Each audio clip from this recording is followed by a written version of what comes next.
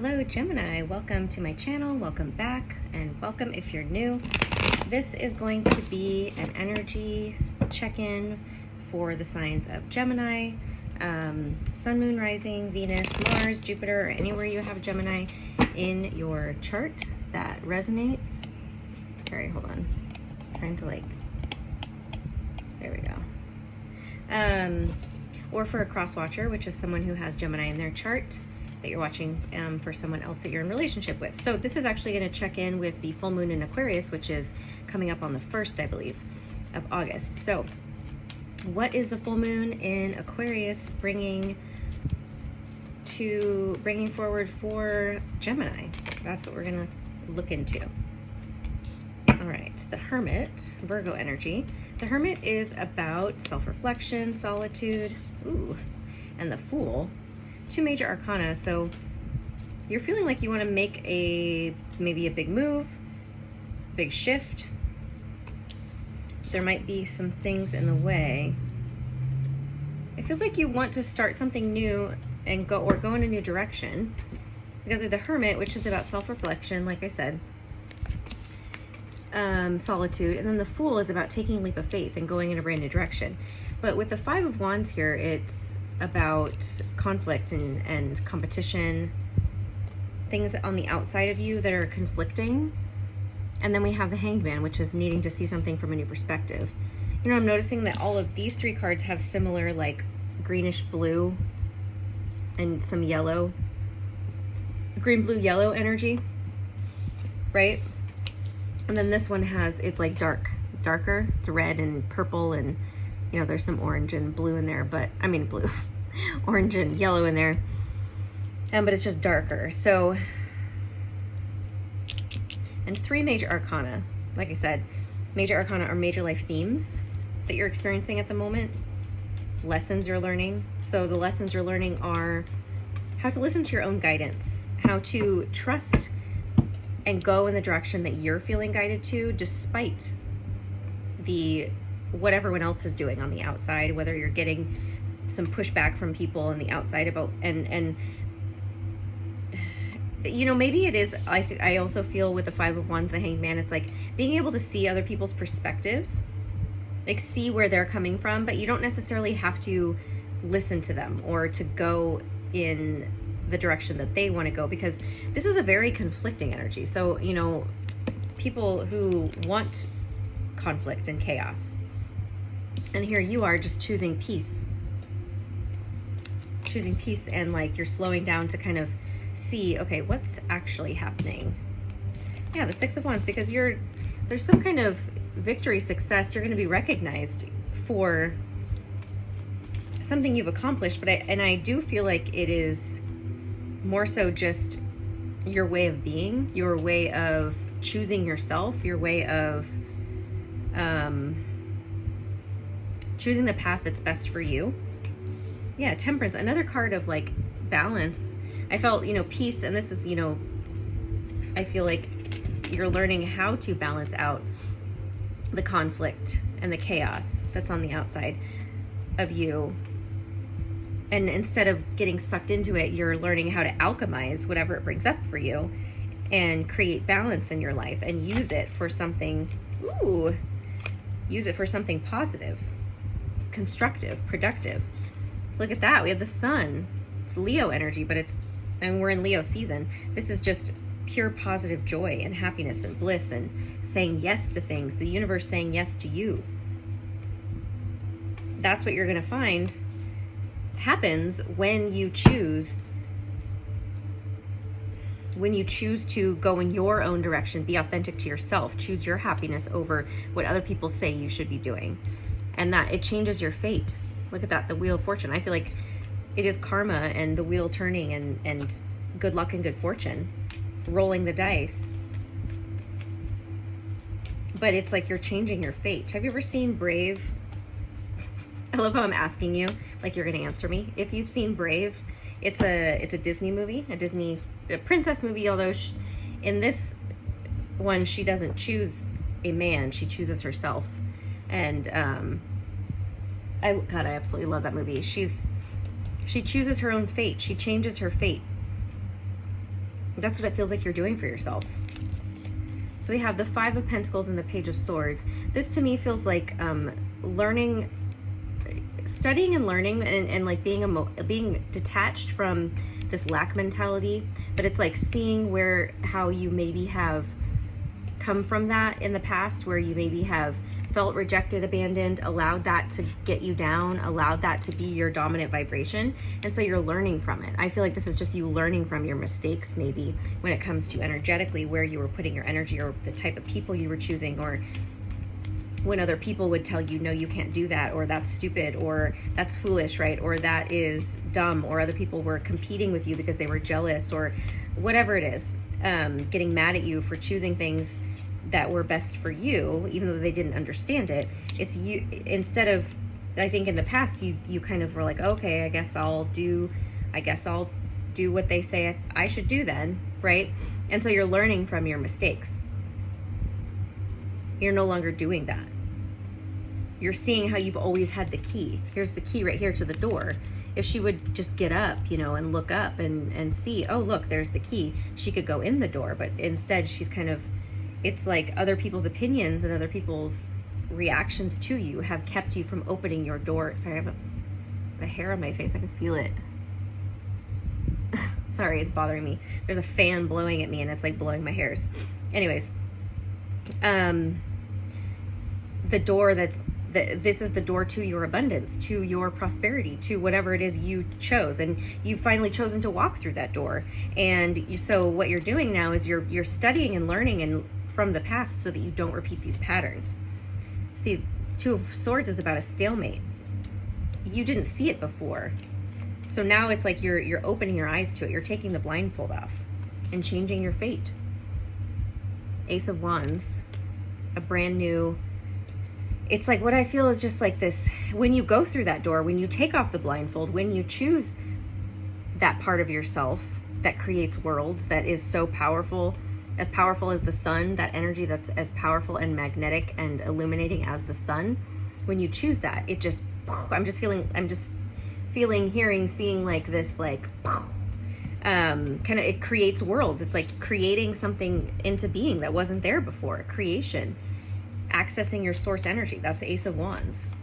It's passion. It's your creative energy. But it's also, see how the flame is in her third eye. So that's your intuition as well. The Nine of Pentacles, you might be working for yourself or choosing to go into business for yourself, be self-employed. And maybe that's what people used to tell you couldn't do, or you felt like a lot of pressure, or there's a lot of competition in whatever line of work you do, and you always kind of decided to, well, I don't really want to put myself out there because my friends do this, or I know people who do that, and I don't want to get in the way, and kind of just like playing small, keeping yourself small. But with this energy, the Knight of Wands, it feels like you've really tapped into, you're just like, I don't care, I'm just gonna have fun and enjoy myself. And when you're in that energy, none of those self-limiting beliefs or those thoughts come up anymore. So you're able to, even if there is competition, like you're able to like honor everybody for who they are and what they bring, and know that I'm gonna bring in and attract different types of clients, different types of people in business. So it doesn't really matter. They can have theirs. There's plenty to go around, right? It's like you getting into that energy of abundance there, which is there's enough, there's more than enough. And it's about being able to have and do and be whatever you want. So we have the Three of Swords. Three of Swords is about pain and heartbreak, healing from heartbreak. I apologize. There's like a glare and like the lighting is changing because the wind is, the winds. The fan is making the blinds move in front of me, and I'm sitting in front of a window. Okay, so Three of Swords and the Ten of Cups. This is the energy that you may be going through a heartbreak or healing your heart in some way. Because the Ten of Cups could have to do with family, whether that's like a marriage type family, or it's like your family, like mom, dad, brother, sister, aunt, uncle, grandma, grandpa. So it could, the Nine of Pentacles could also be you choosing to be single. and to just be happy. You're choosing happiness over, like, again, this energy from the past. I feel like the full moon is going to be maybe trickling here and there, bringing up some emotions, bringing up some closure for you to just kind of make peace with these things from the past that were painful and let them go. King of Cups, Cancer, Scorpio, Pisces. So that could be someone you're connecting with. It could be you stepping into this King of Cups energy, which is someone who's emotionally mature. Or it could be somebody from the past or someone you're sharing love with in the present. Could be a Scorpio, because we have, or you have Scorpio in your chart, or someone has Scorpio, because we have death and rebirth. That's Scorpio and the King of Cups.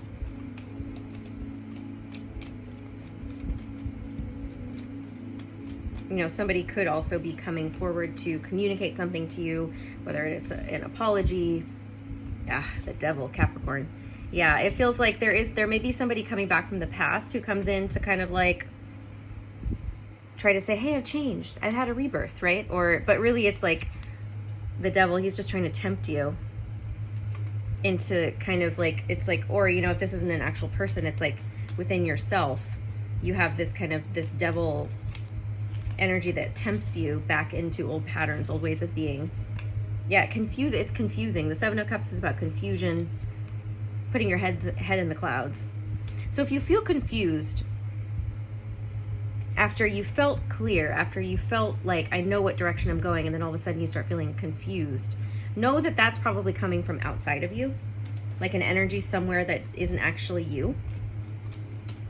And this is maybe what you're really fine-tuning when it comes to these practices that you're doing within yourself around the full moon. Or this is like, again, I feel like there's maybe like one last ditch effort of somebody or some aspect of you that's a little toxic, that's a little like codependent, that's trying to get you to go back to the way things used to be.